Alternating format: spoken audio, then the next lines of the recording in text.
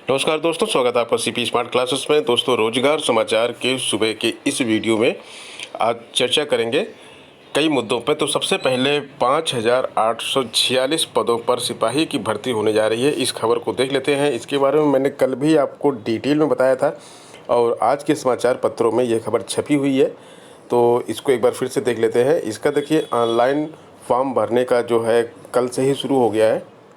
Online आवेदन की प्रक्रिया शुरू हो चुकी है और इसमें सबसे बड़ी बात जो ये है कि जो पदों की संख्या है वो आप यहाँ पे देख सकते हैं। पुरुष के पदों की संख्या ओबीसी, एससी, एसटी सब दिया हुआ है और महिला की दी हुई है।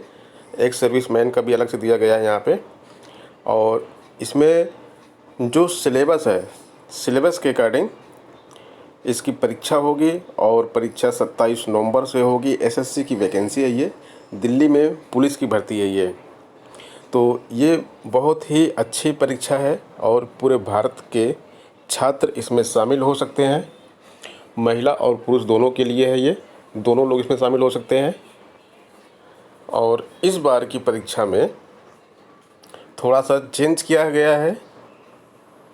चेंज ये किया गया है, एसएससी पैरामिलिट्री फोर्स में सिपाही की भर्ती कराता है, उसमें अहर्ता हाई स्कूल रहती है, जबकि दिल्ली पुलिस में अभ्यर्थी को इंटर उत्तीर्ण होना आवश्यक है। अगर आप 12th पास हैं तो इसको फॉर्म को भर सकते हैं।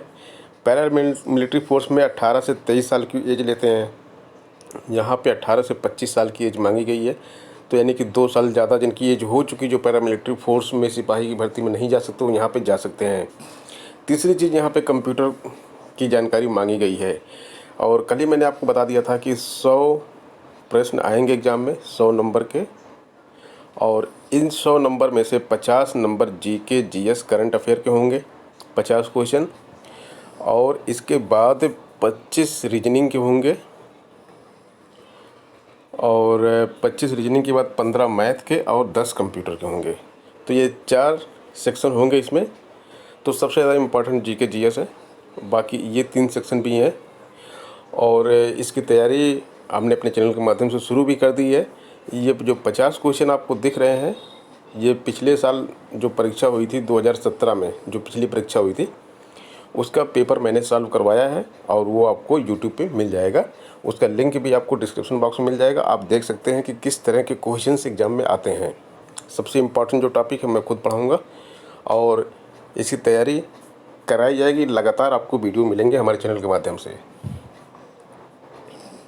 दूसरी गुड न्यूज़ है कि केंद्र सरकार के कर्मचारियों के जो डीए है, क्योंकि जुलाई आ गया है, तो डीए 3% बढ़ने का आसार है। तो 3% डीए बढ़ जाएगा। और उत्तर प्रदेश के जो कर्मचारी हैं उनका भी 3% ही बढ़ेगा, क्योंकि उत्तर प्रदेश के जो राज्य कर्मचारी हैं उनका डीए केंद्र सरकार में जो भी डीए बढ़ता घटता है उसी के अनुसार सेम टू सेम वही लागू कर दिया जाता है उत्तर प्रदेश में। जुलाई 2019 में 319 अंक थे। उपभोक्ता मूल्य सूचकांक के बेस पर इसकी गणना की जाती है। डीए का कैलकुलेशन थोड़ा सा जटिल होता है, लेकिन आराम से हो जाता है। अगर आप उपभोक्ता सूचकांक आप ले लें तो उससे कैलकुलेशन आप कर सकते हैं। फ़िलहाल अभी जो डीए निकल के आ रहा है वो 3% के आसपास निकल के आ रहा है, जो कि बढ़ेगा।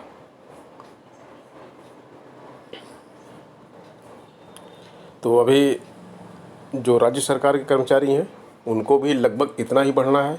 उनके लिए भी कुछ दिन बाद नोटिस आ जाएगी।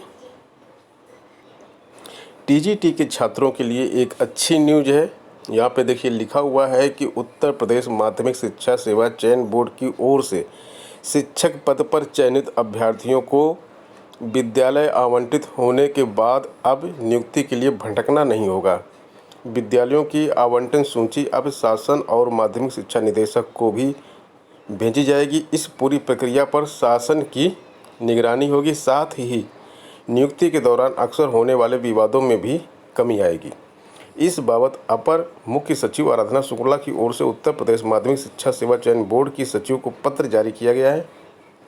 माध्यमिक शिक्षा सेवा चयन बोर्ड से शिक्षकों के पद पर चयनित होने वाले अभ्यर्थियों की विद्यालय आवंटन की सूची केवल जिला विद्यालय निरीक्षकों और मंडलीय संयुक्त शिक्षा निदेशकों को ही प्रेरित की जाती है, जबकि शासन और शिक्षा निदेशालय को यह सूची नहीं भेजी जाती है। अक्सर नियुक्ति के लिए विद्यालय पहुंचने पर चयनित अभ्यर्थियों को भटकना पड़ता है।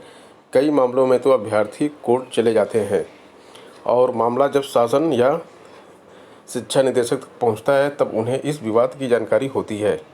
इसी के मद्देनज़र अपर मुख्य सचिव आराधना शुक्ला ने माध्यमिक शिक्षा सेवा चयन बोर्ड के सचिव को पत्र जारी कर निर्देश दिए हैं कि चयनित अभ्यर्थियों की जनपदवार विद्यालयवार नियुक्ति के लिए किए गए आवंटन की सूची जिला विद्यालय निरीक्षकों एवं मंडलीय संयुक्त शिक्षा निदेशकों के मध्य के साथ ही शासन और शिक्षा निदेशक माध्यमिक को भी उपलब्ध कराई जाए।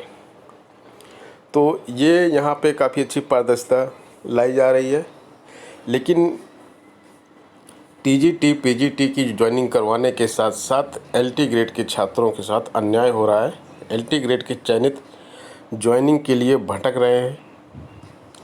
उनके डॉक्यूमेंट सत्यापन की बात कही जा रही है, जबकि टीजीटी में पहले ज्वाइनिंग दी जा रही है। और टीजीटी के हज़ारों छात्र ऐसे हैं जो टीजीटी में सेलेक्ट होने के साथ साथ एलटी में भी सेलेक्ट हुए हैं। वो इस समय बहुत ही ज़्यादा परेशान है कि एलटी को वो ज्वाइन करना चाहते हैं, लेकिन टीजीटी की ज्वाइनिंग सामने है और एलटी का अभी ज्वाइनिंग का कुछ पता ही नहीं है। तो प्रायोरिटी के हिसाब से चीज़ें क्लियर की जानी चाहिए। अगर एलटी में वो ज्वाइनिंग ले लेते तो टीजीटी में जो पीछे वेटिंग में छात्र पड़े हुए हैं उनको मौका मिलता है यहाँ पे ज्वाइनिंग के लिए। लेकिन गवर्नमेंट की जो मंशा होती है वो ये सारी चीज़ें नहीं देखती है। उनको डिपार्टमेंट वाइज काम करने में ज़्यादा रुचि होती है। एलटी को लटका के टीजीटी की भर्ती को आगे बढ़ाना, टीजीटी के छात्रों को नियुक्ति देना किस नीति के तहत है, इसको समझ पाना बहुत ही मुश्किल है। शिक्षक भर्ती की एक और खबर है। सचिव बेसिक शिक्षा परिषद को अवमानना का नोटिस जारी कर दिया गया है। सचिव परीक्षा नियामक प्राधिकारी को तलब किया गया है। इलाहाबाद हाई कोर्ट ने प्रताप सिंह बघेल सचिव बेसिक शिक्षा परिषद प्रयागराज को अवमानना का एक और नोटिस जारी किया। इससे पूर्व कोर्ट 2 अलग अलग मामलों में सचिव को नोटिस जारी कर चुका है। कोर्ट ने उनको 21 अगस्त 2020 तक 29 अगस्त 2019 को पारित कोर्ट के आदेश का पालन कर अनुपालन हलफनामा दाखिल करने का निर्देश दिया है। कोर्ट ने कहा है कि यदि आदेश का पालन नहीं किया गया तो सचिव 21 अगस्त को कोर्ट में हाजिर हों। यह आदेश न्यायमूर्ति जे मुनीर ने देवेश कुमार व 5 अन्य की अवमानना याचिका पर दिया है। याचिका पर अधिवक्ता LK त्रिगुणायत व DK त्रिगुणायत ने बहस की। अब जो अवमानना नोटिस जारी की गई है तो इसको 2 पहले भी जारी किया चुकी है। इनको 68,500 सहायक भर्ती में 500 उत्तर पुस्तिकाओं के पुनर्मूल्यांकन का मामला घोषित न करने पर इलाहाबाद हाईकोर्ट ने अनिल भूषण चतुर्वेदी सचिव परीक्षा नियामक प्राधिकारी प्रयागराज को अवमानना का नोटिस जारी कर 13 अगस्त को कोर्ट में हाजिर होने का निर्देश दिया है। यह आदेश न्यायमूर्ति जे मुनीर ने राम प्रवेश यादव की अवमानना याचिका पर दिया है। तो बेसिक शिक्षा के मामले में इतनी सारी अवमानना नोटिस जारी हो चुकी है कि इन ऑफिसर्स पर भी कोई फ़र्क नहीं पड़ता। कोर्ट अवमानना नोटिस जारी करता है, कोर्ट में हाजिर होने के लिए उनको आदेश देता है, लेकिन कोई फ़र्क नहीं पड़ता। फ़र्क तब पड़ेगा जब कोर्ट अवमानना नोटिस जारी करे और आदेश दे, आदेश का पालन ना हुआ हो और उस पर गिरफ्तार कर कोर्ट में जारी लाने का आदेश दे। तो जब अरेस्ट करेगी तब फ़र्क पड़ेगा। लखनऊ विश्वविद्यालय ने नोटिस जारी करके बीएड की प्रवेश परीक्षा को सुचारू ढंग से किए जाने के बारे में बताया है और यहाँ बताया है कि जो भी परीक्षा सेंटर हैं वहाँ पे थर्मल स्कैनिंग सभी छात्रों की होगी। जो फर्नीचर इत्यादि है उन सबको सैनिटाइज किया गया है और कोविड-19 की पूरी प्रोटोकॉल की पूरी व्यवस्था की गई है। और ये भी बताया गया है कि 8 और 9 अगस्त को टेम्पो, टैक्सी, ओला, उबर, प्राइवेट व सरकारी बसें इत्यादि सभी जो है 8 और 9 अगस्त को सुचारू रूप से चलती रहेंगी। मिनी लॉकडाउन में सारी चीज़ें सुचारू रूप से चलती रहेंगी। आप लोग समझ रहे हैं? यह आदेश इसलिए दे दिया गया है कि बीएड की परीक्षा करवानी है।